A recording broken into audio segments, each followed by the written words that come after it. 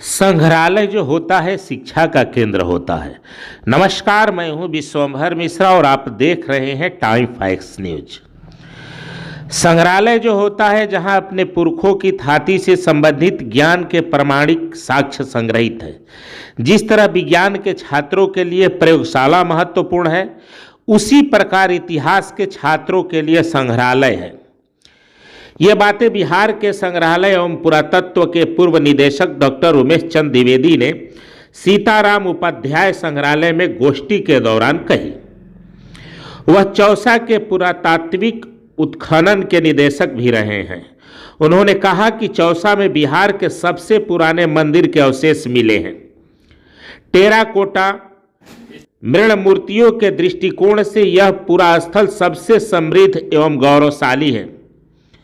जबकि MP high school के प्राचार्य डॉक्टर विजय शंकर मिश्रा ने बच्चों को बताया कि इतिहास पढ़ने के लिए प्रमाणिक साक्ष्य देखने के लिए संग्रहालय और पुरातात्विक सामग्रियों की अवलोकन करना बहुत महत्वपूर्ण है। यहाँ हमारे पुरखों की थाती संग्रहित है, जो अतीत का दर्पण भी है। वही आकाशवाणी सासाराम के सहायक पुस्तकालय एवं सूचना पदाधिकारी डॉक्टर श्याम सुंदर तिवारी ने बक्सर के पुरातात्विक उत्खनन तथा उससे मिले पुराशेषों के विषय में विस्तृत से बताया।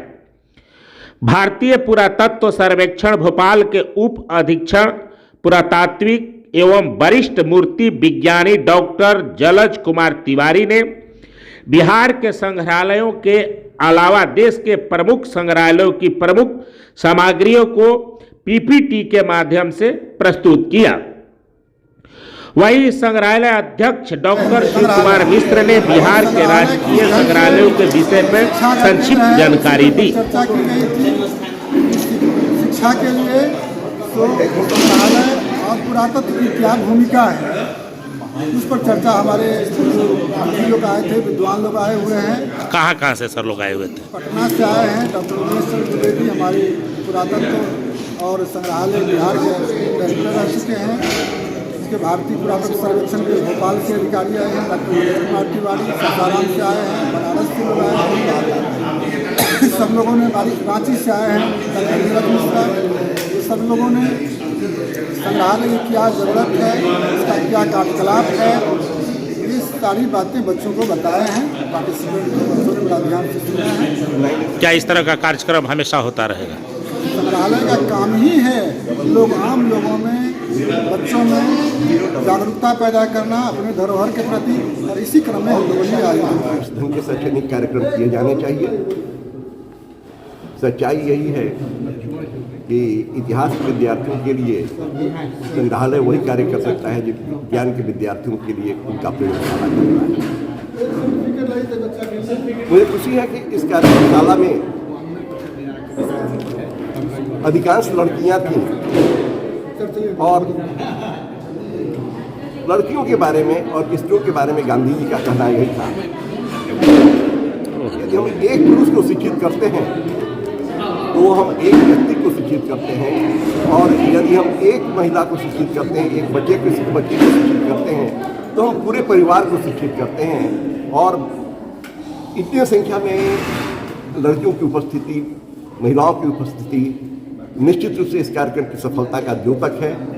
और हम उम्मीद करते हैं कि संग्रहालय का भ्रमण कर वह इस क्षेत्र के सभ्यता संस्कृति को जानने का प्रयास करेंगी और उसको संरक्षण देने का उनके द्वारा प्रयत्न होगा।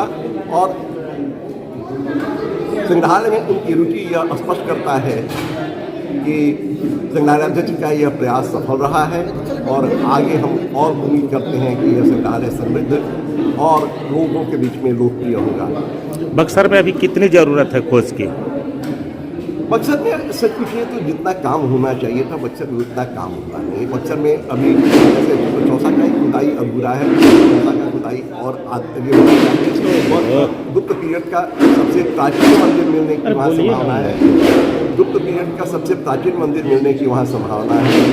और निश्चित रूप से भारत सरकार को इस संबंध में आगे बढ़कर उसको जगह के उत्खनन को प्रेरित करना चाहिए और उसको लाइसेंस देना चाहिए कि ताकि हिंदुस्तान का सबसे प्राचीनतम मंदिर लोगों के सामने आ सके। विषय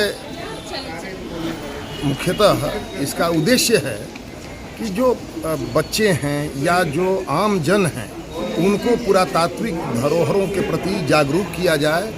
वे अपने आसपास की आसपास के जो प्राचीन स्थल हैं उनके बारे में जानें, उसे नष्ट होने से बचाया जा सके।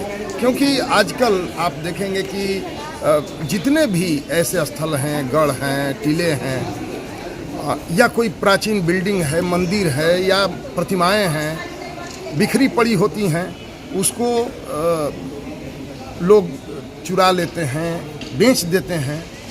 तो ऐसी धरोहरों को बचाया जा सके और संग्रहालय में वो सारी चीज़ें प्रदर्शित की जाती हैं ताकि जो इतिहास और पुरातत्व के विद्यार्थी हैं वे अपने इस चीज़ को जान सकें कि क्या चीज़ उनका प्रैक्टिकल एक तरह से होता है। दूसरी चीज़ कि आम जन अपनी संस्कृति के प्रति जागरूक होता है कि हमारी कैसी संस्कृति थी, हमारे जो पूर्वज थे वो किस तरह के थे, किस तरह की कला उस समय थी, किस तरह के वस्त्र पहनते थे, क्या भोजन था, यानी इन सारी चीज़ों, कैसे बर्तनों का उपयोग किस प्रकार के करते थे, इन सारी चीज़ों की जानकारी संग्रहालय में आने से होती है।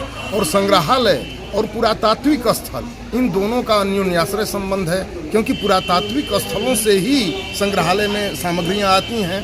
तो उन पुरातात्विक स्थल हम यहाँ देखते हैं और उन स्थलों को इतनी महत्वपूर्ण चीज़ें हैं जिनको प्रदर्शित किया जाता है, दिखाया जाता है, उनका विवरण होता है।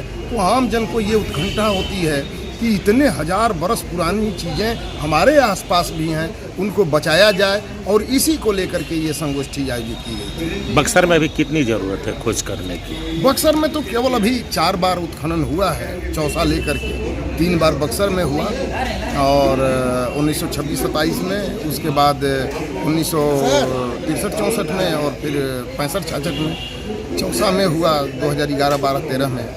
तो इन अभी बहुत ज़रूरत है।